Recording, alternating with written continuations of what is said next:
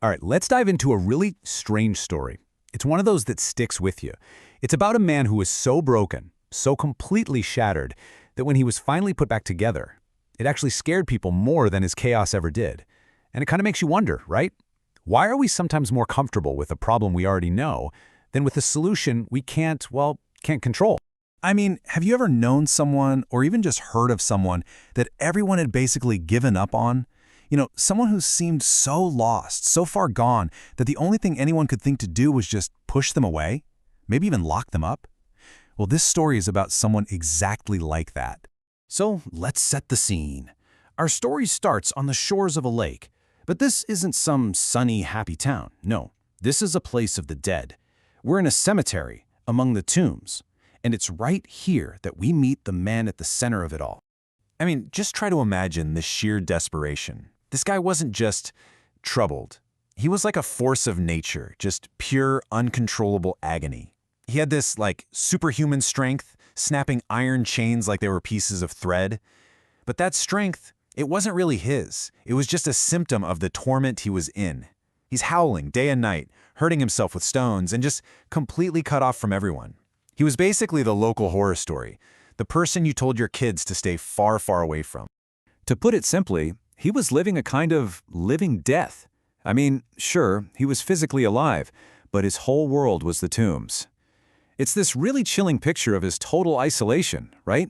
Of the decay that was just happening inside him. And then, everything changes. Someone shows up who doesn't run away. Jesus steps off a boat, and bam! This is where the whole story just pivots.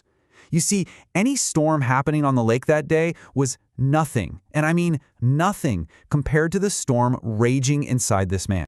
So the man himself runs up and falls at Jesus' feet, which is, a sign of respect. But the voice that comes screaming out of his mouth, it's not his. It's the shriek of pure terror and recognition. Whatever has a hold of this man knows exactly who it's dealing with. It calls Jesus the Son of the Most High God, and it is absolutely terrified of the light that has just stepped onto the shore. And Jesus' response? It's not a command. It's a question. A simple, direct, and just incredibly powerful question. See, he isn't really talking to the man anymore. He's going right to the source of the torment. He's asking the darkness to name itself. And the answer that comes back, it's just one word.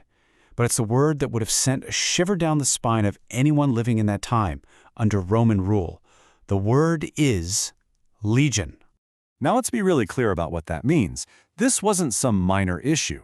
A Roman legion? That was a terrifying, overwhelming army of thousands of soldiers. So when it says its name is legion, it's saying this man's soul isn't just troubled, it's occupied by an entire army. His mind was a war zone, and he was the battlefield. Okay, so what happens next has to be one of the strangest negotiations in all of history. The voices inside the man, they start begging Jesus, not to be destroyed, but to be sent into a herd of pigs that was nearby. And this was a huge herd. We're talking about 2,000 pigs. And Jesus lets them. Just like that, in an instant, the entire herd of 2,000 pigs stampedes right off a steep bank into the sea, and they all drown. It's chaotic, it's violent, and honestly, it's just bizarre. But think about what a powerful image that is. It's a visual of just how much destructive force had been packed inside this one single man. That need to destroy finally got what it wanted, just not with him. But, this whole thing didn't happen in secret. The guys taking care of the pigs saw the whole thing, and they ran to the town to tell everyone. So naturally, the whole town comes rushing out to see what in the world is going on. And this is where the story takes a turn you would never expect. So what do they find when they get there? Not the howling madman from the graveyard. They find the very same man, but now he's dressed. He's calm. He's in his right mind, just sitting there at Jesus' feet. I mean, a total 100% transformation. You'd think people would be celebrating, right? Popping champagne? At least breathing a sigh of relief? Nope. Their reaction is, well, it's deeply unsettling. I read a great little note from a modern-day hog farmer in Iowa who was studying this. He said they should be mad because their pigs are dead, not afraid because a demon disappeared. And he's got a point, right? Logically, it makes no sense. They just saw a man rescued from an unimaginable hell, but they weren't amazed. They were scared. So what was really going on? Well, think about it. The town had a system for dealing with this man.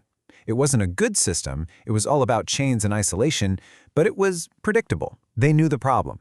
This cure, on the other hand, this sudden, massive display of power that can heal a mind and wipe out an entire herd of pigs in the same breath, that was new. That was unpredictable. That was uncontrollable. And it was that power, not the healed man, that absolutely terrified them. The contrast here is just wow. It's stunning. The townspeople see this miracle and they react with fear. They literally ask Jesus to leave. But the man who was just pulled out of a living hell, he reacts with pure gratitude and begs to go with Jesus. I mean, you couldn't have two more opposite reactions to the exact same event. So, respecting their fear, Jesus gets back in the boat to leave. But the story isn't over for the man who was healed. He has one more job to do. Jesus gives him a new mission, and it's a tough one. He doesn't let him come along on the boat. Instead, he sends him back home, back to the very same people who chained him up, the same community that threw him out. His job wasn't to run away from his past. It was to go back and be the one to explain what happened. And just like that, the man who was once the town's biggest problem becomes its first messenger of hope. The thing they were most afraid of becomes the very person who tells them about mercy. And his message wasn't some complicated argument, it was just his life. It was his story. So, what can we take away from this story on the shore? Well, first, that real healing can be disruptive. It's not always neat and tidy. Second, it shows us a really uncomfortable truth about ourselves, doesn't it? That sometimes we'd rather stick with a pain we know than embrace a freedom that feels unpredictable. And finally, maybe the biggest one is that your story, your own story of change, is the most powerful gift you have. And that really brings it all back to us, you know? That man was just told to go home and tell people about the mercy he'd been shown. So it leaves us with a pretty powerful question to think about. What's the story of mercy in your life, big or small, that you have to tell?